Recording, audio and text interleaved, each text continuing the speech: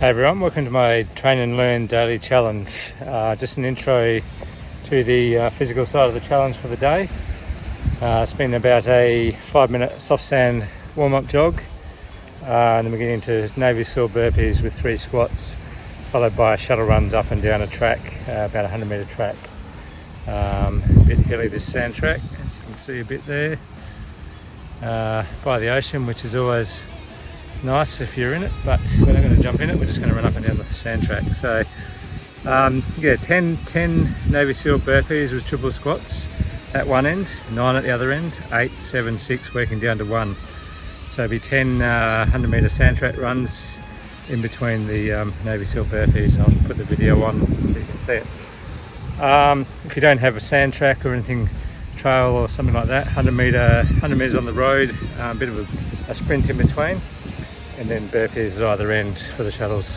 I do advise a 5-minute warm-up run, and I'll be doing a cool down, 5-minute cool down as well. That's it. Had some rowing this morning, but I'm just putting the one workout on for the daily challenge, and then I'll bring up the thought for the day shortly. Okay, that's the workout done.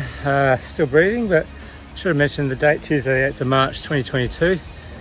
Good to get that done. Just doing the cool down run in a second.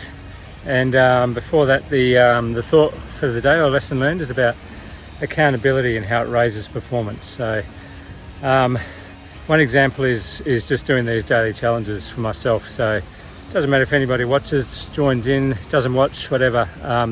The fact that I'm here having to record daily challenges, physical training and lessons learned is just it's pushing me to train harder, train every day when I don't even feel like training. That's not a thing. Just push through, and just having that little bit extra where I know I've got to record something even just for my own benefit and keep it going. That's the accountability that's really helping my performance, and I'm actually feeling a lot fitter than when I was taking the day off every now and then, and just when I didn't feel like it, I wasn't doing it so much. So that's one example.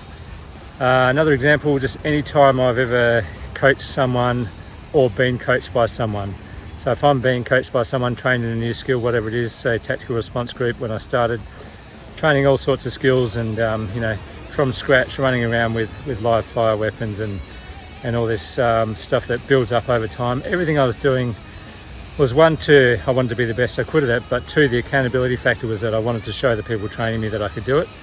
I wanted to show the guys next to me learning it that I could do it with them, and I wanted to show the guys that were already at the tactical response group that I could do the job with them and do the best I could when I got there.